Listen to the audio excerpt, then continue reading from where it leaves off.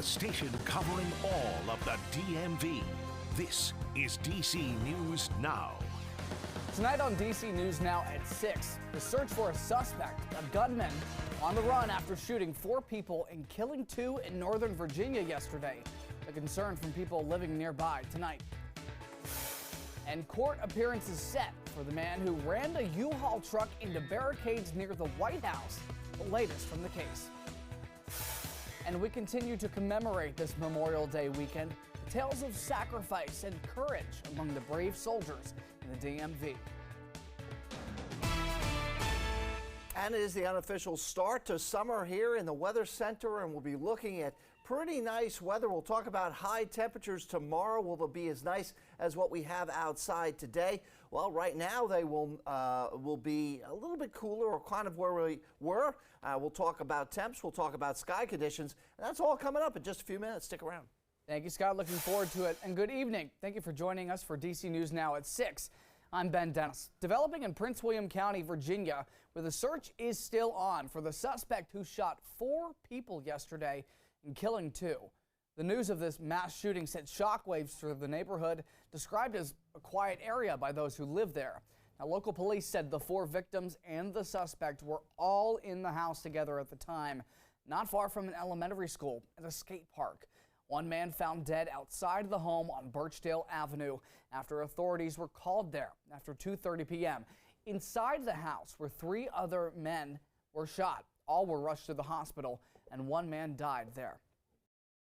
A lot of people outside, a lot of blood, a lot of ambulances, a lot of cops, just something that you don't really see, like especially in this neighborhood. So it was just like a lot of fear in a lot of people's eyes. Everybody loves to play around with their kids here. Everybody walks, everybody enjoys their day. So gun violence happening here is very shocking.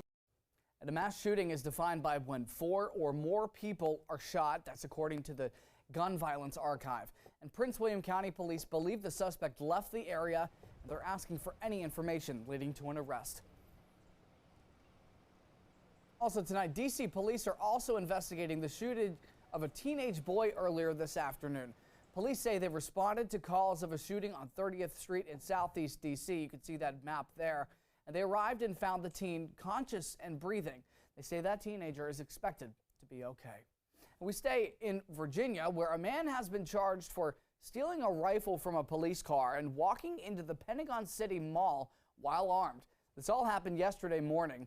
Investigators say 21-year-old Tyler Rodriguez Hernandez went into a parking garage, set off a fire extinguisher, and then used a shovel to break into a police car. He then reportedly stole that rifle, among other items inside the cruiser, and briefly entered the mall before going back into the parking garage, where he was arrested by police. He's facing multiple charges, including grand larceny. And we have an update for you tonight after a young man behind the wheel of a U-Haul truck rammed into a barricade near the White House this week. The man charged is due in federal court. Mitch McCoy from our sister station in St. Louis has the latest on his charges.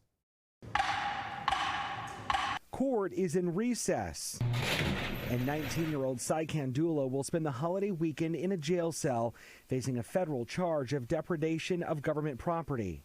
He was initially charged with assault with a dangerous weapon and threatening to kill, kidnap, or inflict harm on a president, vice president, or family member.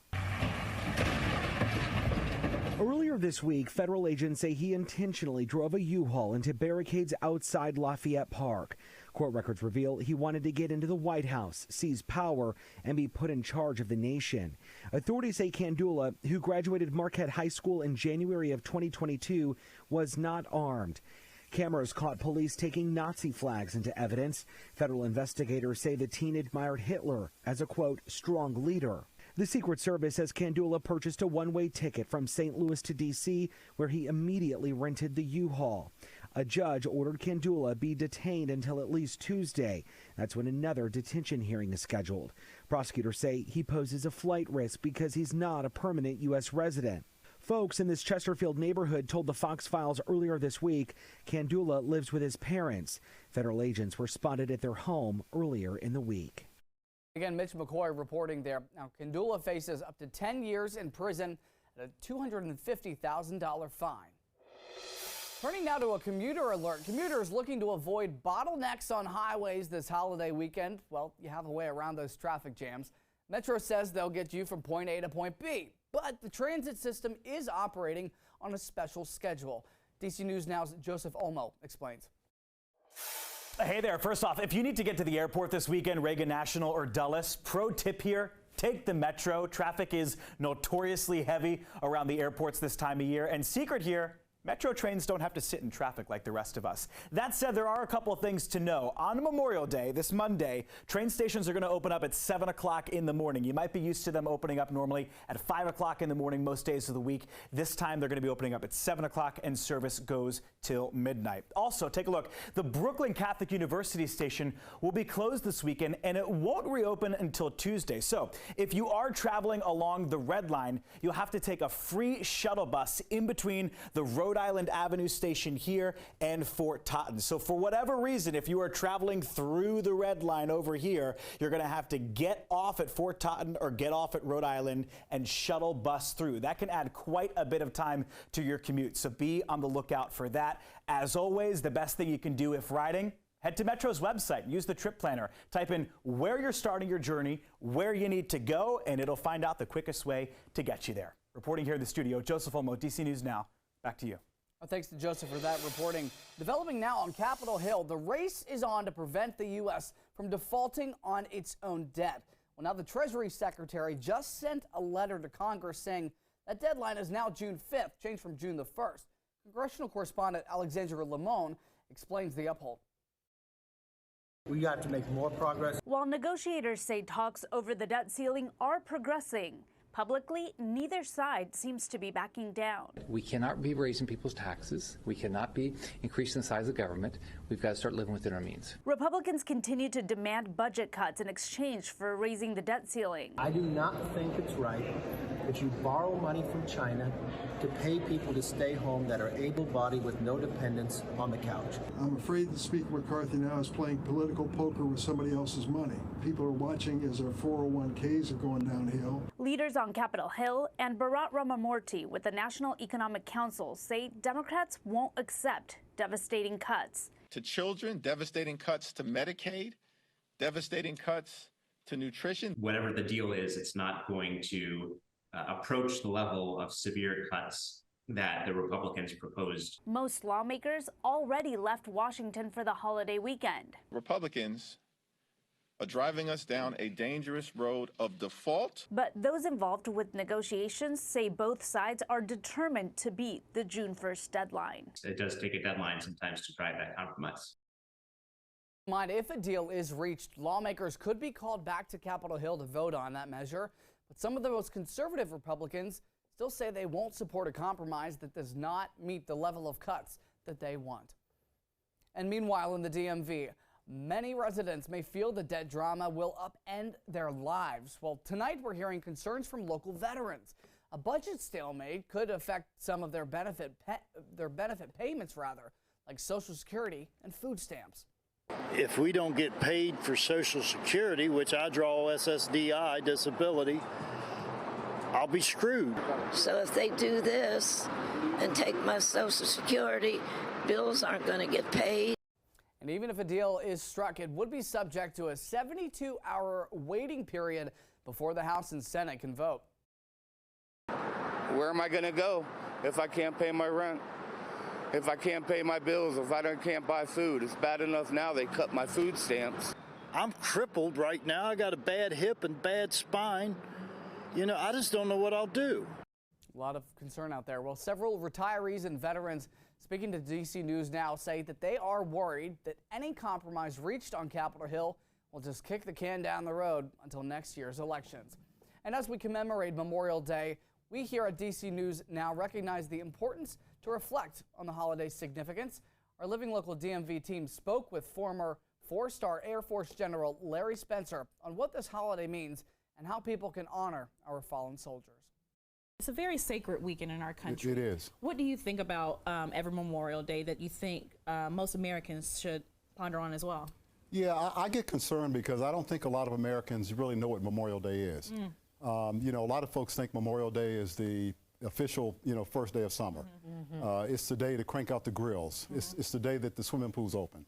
And it's not. And I even see people on Facebook, look at my cousin who's in Afghanistan. That's Veterans Day. That's not Memorial Day. Memorial Day is the day that we recognize those that gave the ultimate sacrifice. There's roughly 1.3 million Americans that have died in our wars. Think about 1.3 million. That's the population of Maine. That's the population of New Hampshire. Those folks died so that you and I could sit here and have this conversation. Absolutely. So it's a solemn holiday, something I wish more Americans would pay attention to and understand, Monday is just not a day off. I mean, it's a day to really recognize those who sacrificed for us so that we can live the life that we live today. Absolutely. All right. Yes, indeed. I tell you what, we are working hard here in the Weather Center.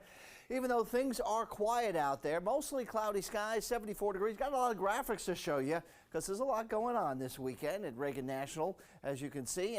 There is some sunshine out there. I am looking outside right now at our Wisconsin view, and quite a bit of cloudiness, but still, it's going to remain dry. Hey, today's high, 78 degrees. The average should be 79. A record 95 set back in 1880. The morning low was 55. The average low should be 61 degrees. And the record low, 42, set back in 1950. Hey, guys, get used to some clouds, some scattered showers, and cooler temperatures across the area. That's why I said a little busy in the Weather Center, because we're waiting for this area of low pressure, this storm off the Carolinas, to gradually drift to the north. Now, of course, if you were with us yesterday, the entire weather team throughout the day was talking about this particular system, how today would be probably the best day out of the 3-day holiday weekend, and then eventually more clouds will be in place for tomorrow with a few showers around, mainly in Virginia and south of I-66 or along I-66. And then eventually all of this will transition further to north. These two areas, high pressure, will protect us at least in the short term, that meaning tonight. Speaking of tonight, we've got temperatures out there into the upper 40s to the lower to middle 50s across the region. And what about brunch tomorrow? If you're going out with family and or friends, it's not too bad, but we'll see plenty of clouds around, calling it partly sunny, a light east wind with temperatures into the 60s. And what about the headlines? Yes, more clouds and some spotty showers on Sunday compared to what we had today, but Memorial Day is looking a little wetter than tomorrow even, a broad scope of things. And we'll stay a little cooler early in the week, but summer-like heat is going to build in. We'll talk about that with the 7-day forecast.